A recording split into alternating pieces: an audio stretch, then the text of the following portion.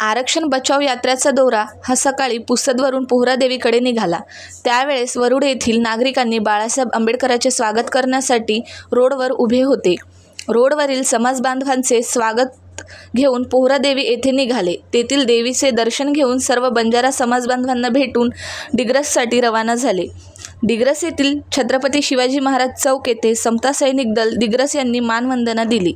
मानवंदनेनंतर advocate Balasaheb Ambedkar यांचे भाषण झाले। यानंतर आर्णी येथे सर्व आरक्षण बचाव यात्रा निघाली।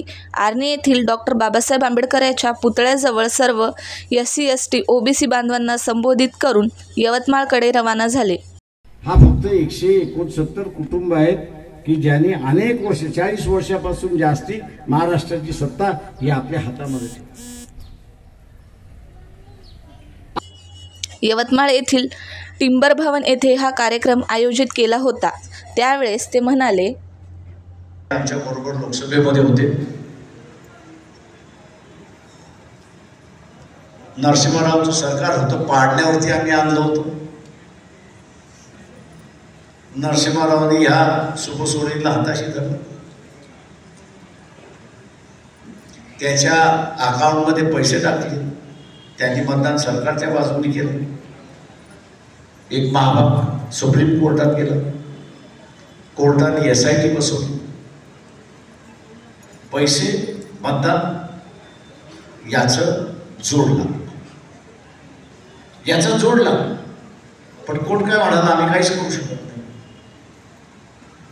कोर्ट म्हटलं आम्ही काहीच करू शकत नाही, याचं कारण की सभागृहातलं जे कामकाज आहे ते कोर्टाच्या बाहेर आहे, ते कोर्टाला अधिकार नाही तपासण्याचा।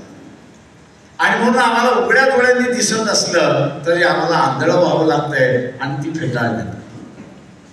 उद्या ठरावाचं तेच होणार आहे की सभागृहाचा ठराव आहे, आम्ही त्याच्यामध्ये हस्तक्षेप करू शकत नाही आणि तुम्ही बघून घ्या, अशी असणारी परिस्थिती आहे।